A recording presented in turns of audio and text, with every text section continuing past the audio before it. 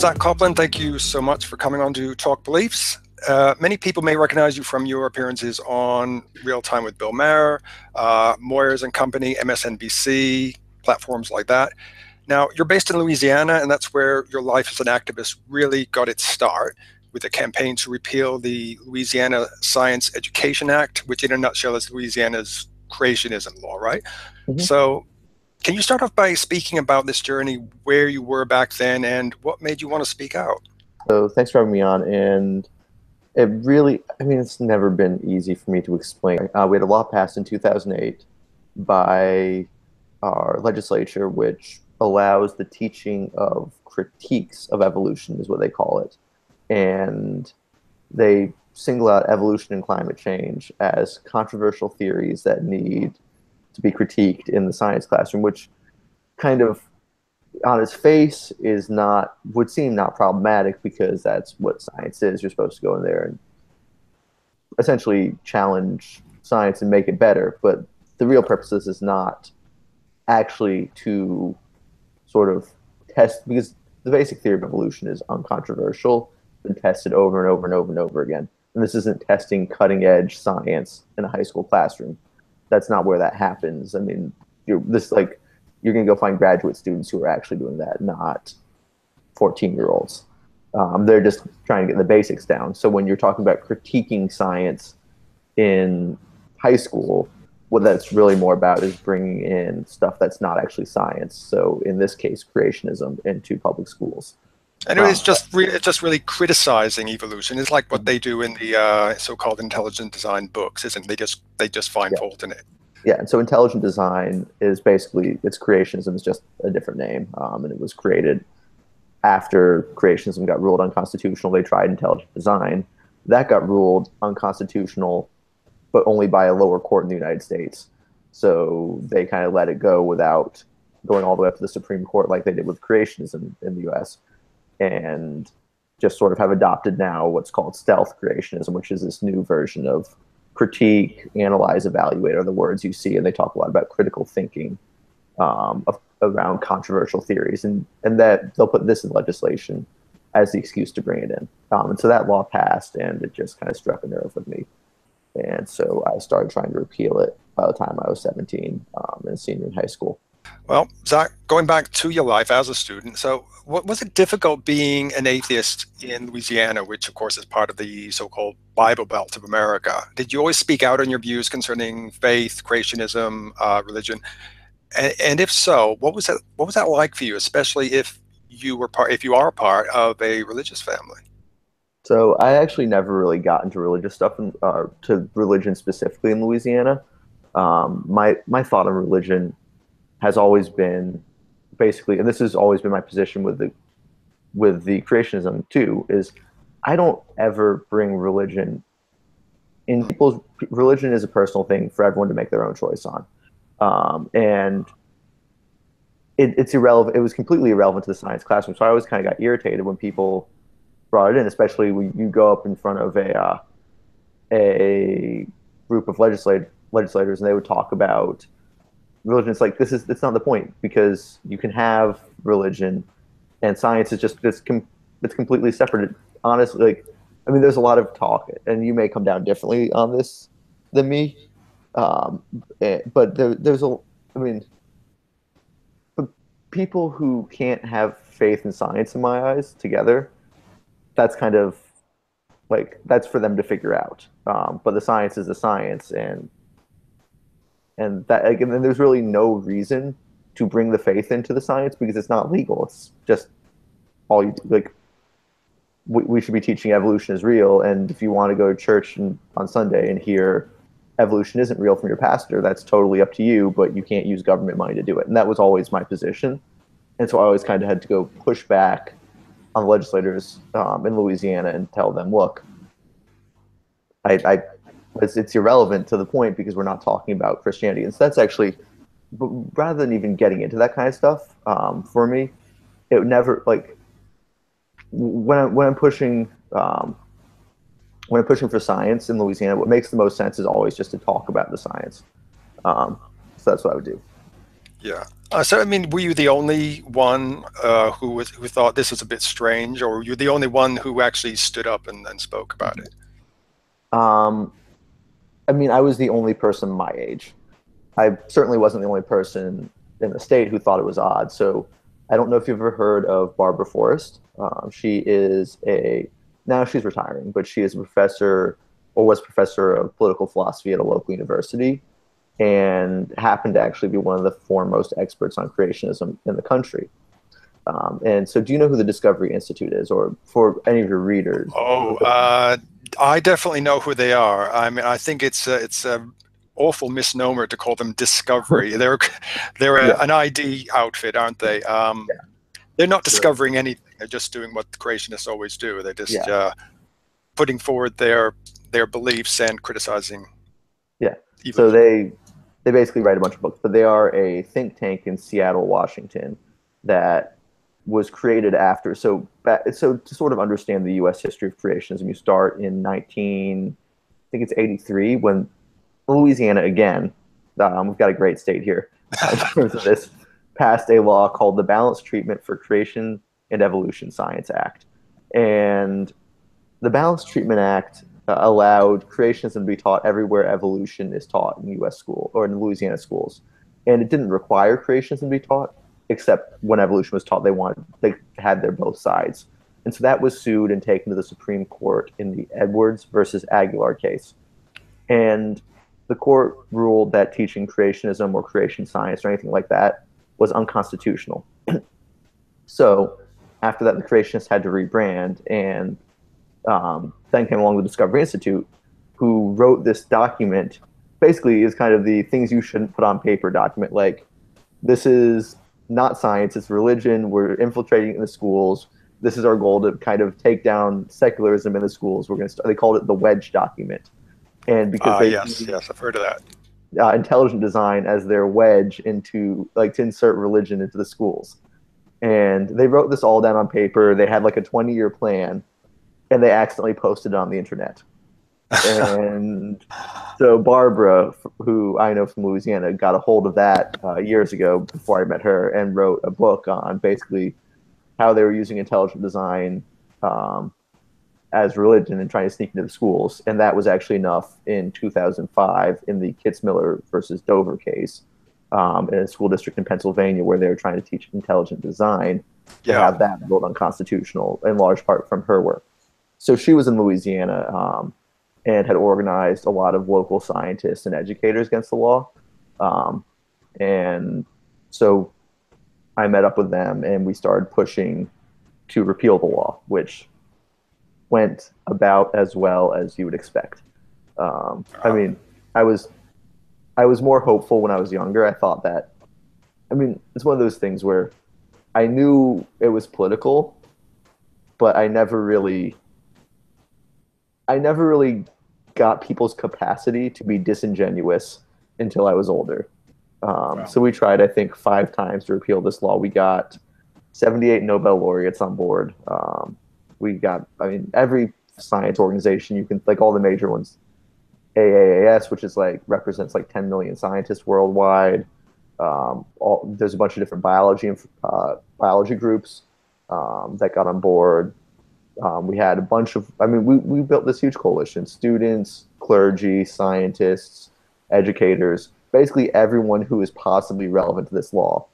And it got voted down over and over and over again Wow. because, I mean, the thing to understand in the US is in a lot of places, the most extreme views are the most politically successful because we have we allow our politicians to draw their district lines, which means that for party they pack the district. They in states controlled by a party is called redistricting. They pack the district so that one party can basically has a safe seat, and the important race is the intra-party race and not the external race with the other party. And so in Louisiana, that means that the farthest right controls who gets in the actual rate, the general election, and they're going to win no matter what. So it's kind of all about being the most extreme at the beginning. And so you are a local legislator, you don't want to piss off the 2,000 mobilized right-wing religious voters who are going to vote on this law and will cost and spend money against you on this law and will cost you your election. So they weren't going to do it no matter what. So we had years and years, some legislators who were more against us than others for legit or for true belief reasons, and some who were just doing it. So I remember one, she's now retired, told us she was, and I think this came out because she was struggling to find a reason to be opposed to us and knew we were right. It came out that she was tired. I mean, I don't know exactly. Of course, I don't know what she was thinking. It was in her head. But we told she was tired of all these people with little letters behind their name telling her what to vote on. So all these Nobel laureates with little letters behind their name. And then another one told us, on the true believer side, is one of my favorite guys. Senator Mike Walsworth, he asked us to show an example of an experiment that would prove evolution. And so a science teacher who was there with me started explaining, it's the Richard Lenski experiment. For anyone who doesn't know, Lenski is a scientist in the US who has been freezing E. coli for generations. And so every time there's a new generation, he takes a sample and freezes it. I think he's up to like 60 or 70,000 generations now. And so you can go look and compare like 70,000 generations of evolution and see evolution actually happening over time. And so this teacher was explaining this experiment to our state senator, who cut her off and said, well, does it turn into a person? Evolution, I thought that's what we're talking about. And wouldn't vote for us until we could show him. It's the old crocodile fallacy, isn't it? They think it's, one animal literally morphs into another animal. Yeah. Actually, when you said that, I thought you were going to say, well, it's not over millions of years. It's over a short period of time. This is microevolution. And like that one always baffles me. This whole they say creationists will accept microevolution is what they say, where we can see generations of flies evolving because their lifespan is like 2 days, and so we can we'll have thousands of their lifespans within our lifetimes, so you can actually see it. But they'll say, well, that's just micro. It's never turning into a person. It's like, of course, because the time frame is too long. But it's like if you walk outside and you can walk a mile, you can walk 10 miles. Like it kind of makes sense that it's going to continue on like this and keep going. It doesn't. I don't understand the logic of this one, besides like, oh, well, we don't live long enough to see it in our own lives because naturally, sadly, we have to die to be able to have the next. I mean, for human evolution to work, we inherently can't see it. It won't work. It won't be in our lifetimes because we don't change in our lifetime. I don't know. I don't understand why people don't get this one, but I guess it's tough to sometimes, I guess, to grapple with it. It's actually, I'm sorry, I shouldn't say I don't get it, because this is actually one of my favorite things about creationists. I kind of have I notice some trends sometimes, and my very favorite thing to hear is, why have humans stopped evolving? And it's so fascinating to me when I hear this, because it's like, how do you know we haven't? But the thing going beyond that, though, it's like if you look at the root of where that's coming from, it's because they're trying to actually engage with evolution, but they're engaging with it on their own terms, on their creationist terms. And so they think, well, okay, we don't agree on evolution, but we both agree at least that humans are the pinnacle of, in their eyes, creation. And so that's, I think, a lot of where this actually comes from, is that, at one point we had what was called the, hundreds of years ago when we didn't know about evolution. One of the, when you're looking at how things were, they had, it was called the Great Chain of Being. And so you have your rocks on the bottom, and then your grass and your mouses, and then your lions, and then your humans on top. And the humans were the pinnacle above everything but God and angels. And so we were the important part of creation. Everything was naturally leading up to humanity because we're the best. and so the thing is, they say, well, okay, you don't agree with us, but everyone shares this worldview that humans are the best, and is working from that. And I think that actually informs a lot of science denial and historical revisionism, is you're working from this place where your group, humans, or your race, your class, your gender, are the best. And anything that threatens that, be it, so I deal a lot with people who also try and edit the history textbooks to say, for example, slavery wasn't bad. In Texas, that's a big thing. And so I think it comes from a similar impulse, saying like trying to sanitize that history to protect these people's place in the world. And actually, very interesting person who kind of said this straight out to me is Don McElroy. He was the former, and I appreciate him because, I mean, you've got the creationists who are dishonest, like the Discovery Institute, who lie about what they're telling you. This guy was honest. He would say, I am here to put creationism in the textbooks. And there'd be no bones about it. He would say exactly what he meant. And you kind of got to appreciate it when most of the time everyone's lying to you about what their intentions are. I mean, the whole idea of intelligent design, as you said, it's rebranding creationism. They're not saying we're leading to a god or anything. They're just saying some intelligent designer, but they never specify who or what that designer is. They want the kids to come to their own conclusion that it's their Abrahamic god. Well, sort of. I mean, they say they don't specify, but like, I mean, it's a very specific version of Christianity that they are interested in. And I mean, I've had a whistleblower at one point who spoke out from a former Discovery Institute employee who kind of didn't know what he'd gotten himself into at first, and then said, well, yeah, this is entirely a religious agenda. Like, that's the whole point of why they do these things. But anyway, so yeah, back to the history part of this. It was always very interesting to talk to McElroy because he'd say it, and he told me one day, he's like, go read this interview with me. It was a New York Times interview from 2010 by Russell Shorto. And in the interview, and McElroy said, this explains where I'm coming from. This guy gets it.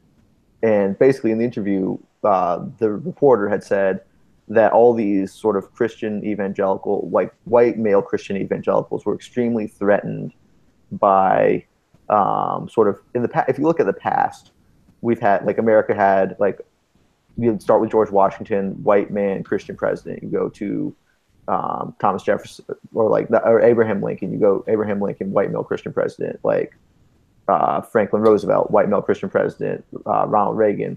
It's even when you disagree with the politics, there's a unifying thread for their group that makes them feel safe and secure. And suddenly we have minority rights. We have President Obama. We have all these different things that to them feel like sort of a crisis, that their place in the world has been disrupted. And we're not top of the tree anymore. Exactly. They're desperate to go change the textbooks to make them, to at least restore their own history as they see it. And I think it's a very similar impulse to the impulse to put creationism in the books. And so I kind of find that fascinating, that I think a lot of stuff works on this level. And that's what drives people sometimes. It's just that need to go put themselves back where they feel their rightful places in the hierarchy. And so I think that I don't know, like, it's really interesting to me to see that. And I think the whole why have we stopped evolving was sort of the question that put me on that line of thinking. And it's always been very interesting to me. In 2016, you met with the infamous Ken Ham, is that right? Founder of the Creation Museum? Yeah, he didn't know it was me, though. But I had some fun. I was doing a little work on his stuff because I had found some schools that were taking public schools that were taking field trips to his museum, and not as any sort of like, I mean, I guess you could probably do a good field trip actually as a public school to the Creation Museum, specifically as like a debunking thing. Oh yeah. Or like an education in how, like, what people think, but like these weren't psychology. Yeah, they don't appear to be sold as anything but like just a normal field trip to a museum, which would not be appropriate because they don't teach you. Like, you'd have to be really careful about doing this as a public school, and probably put some disclaimers out there and like make your intent specifically not religious, which is it would be you'd have to have a smart lawyer do this for you. And you'd have to do it right. So anyway, they weren't doing that. They were just taking these field trips to school. So I went and asked him about that. And he told me that, well, we don't have public schools come here. Of course, then I called the Creation Museum and asked about public school rates to come to the museum, which they told me I could get a discount to bring my class to the museum. So, I mean, they're actively encouraging schools to use public money to bring kids to the Ark Park and come see the exhibits of Adam and Eve with the dinosaurs at the Creation Museum. Yeah, I don't know what the Ark Park really has to prove, because apparently it's quite boring. If you see that video with Bill Nye going around, you think, well, where is everything? You know, some stalls. Make some money for Yeah. Ken Ham. I think this is more about money for Ken Ham than anything else. I guess. I mean, their biggest fight recently has been over tax breaks for their construction. So, I mean, kind of not really. Not really the moral crusaders that they sometimes present themselves as, I think. He did call me brainwashed once, though. They called you brainwashed? Yes. That's a badge of honor. Yes, you're an evolutionist, whatever that's supposed to mean. So am I.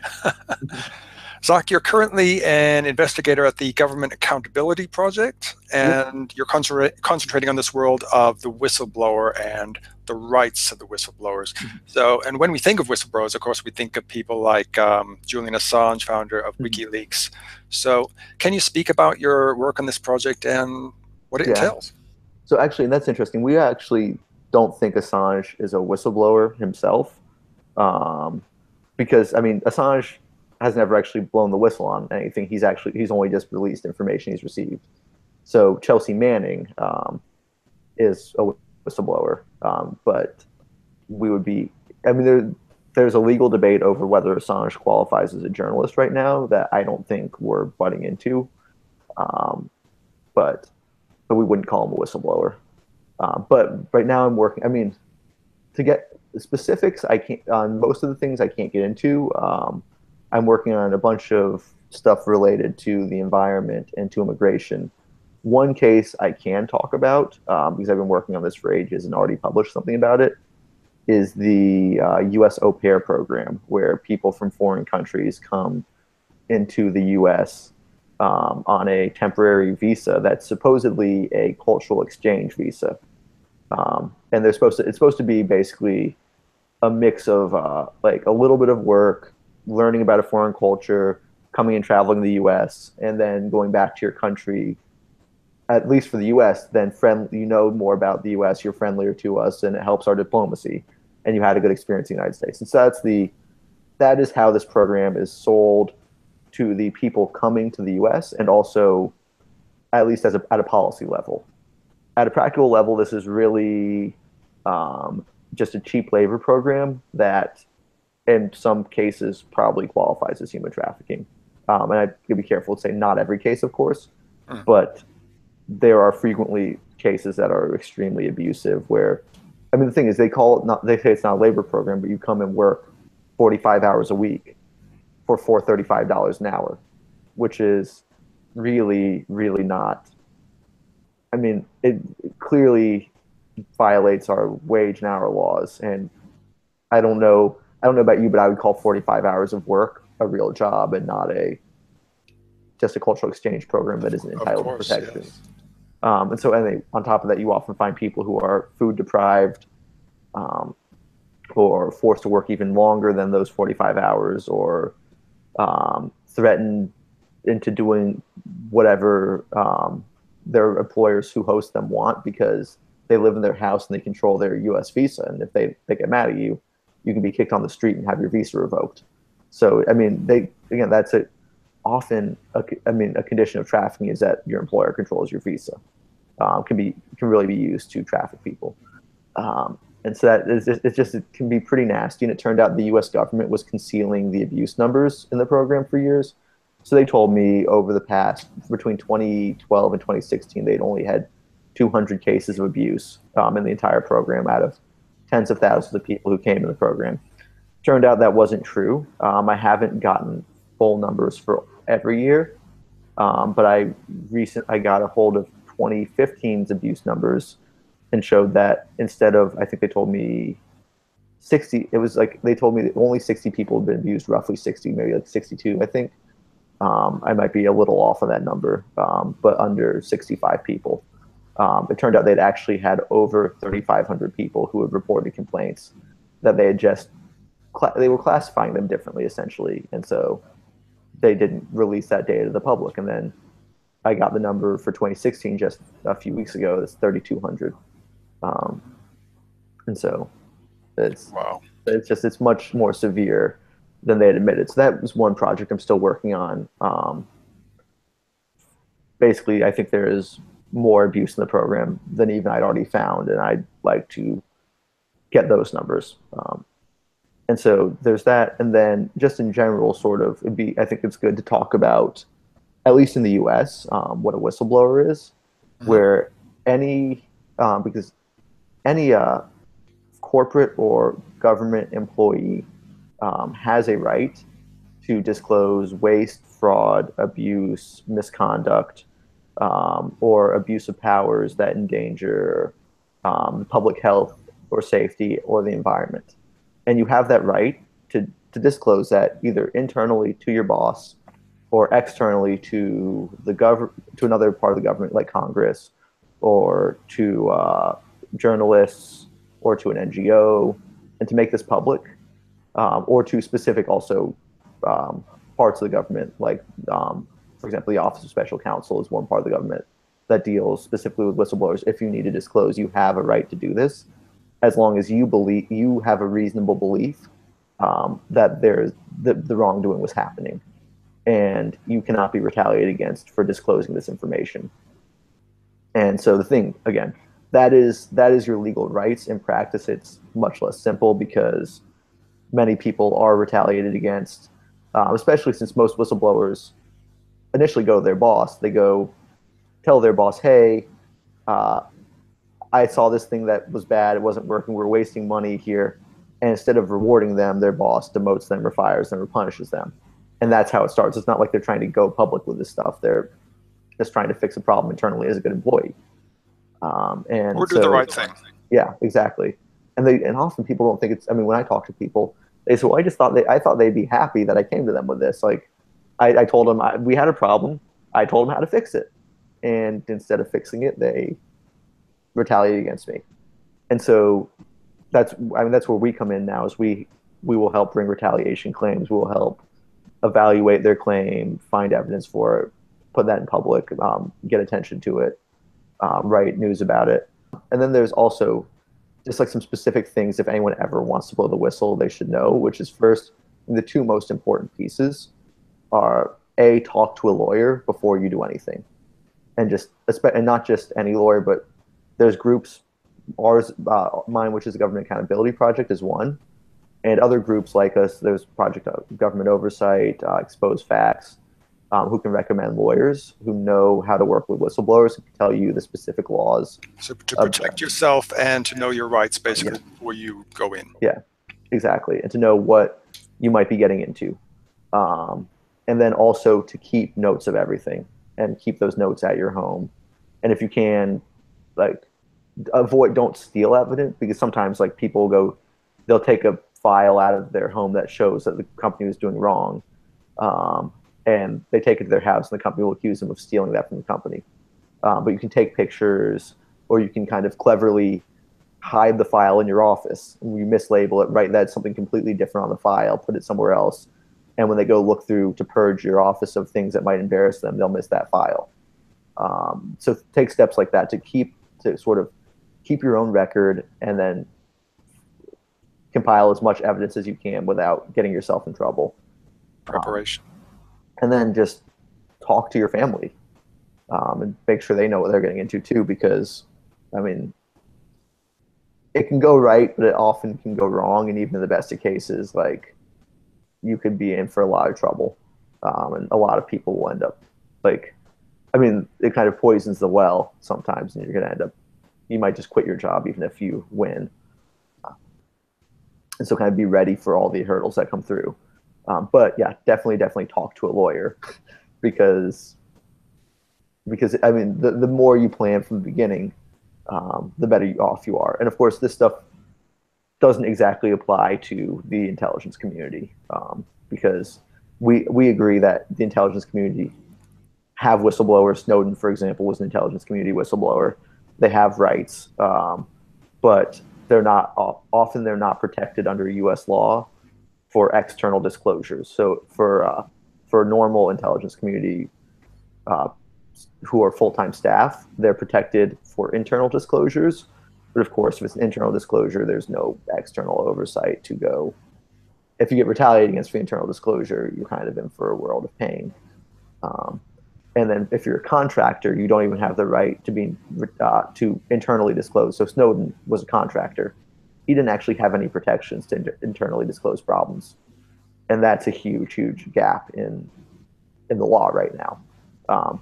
So the legal rights part of this applies to everyone else. This isn't to say, like, if you work for an environmental agency in the U.S. government, you're not dealing with classified information, so you have total right to disclose internally and externally, as long as you reasonably believe that what you have shows gross misconduct or abuse of power. Specifically, the law outlines specific things that are protected.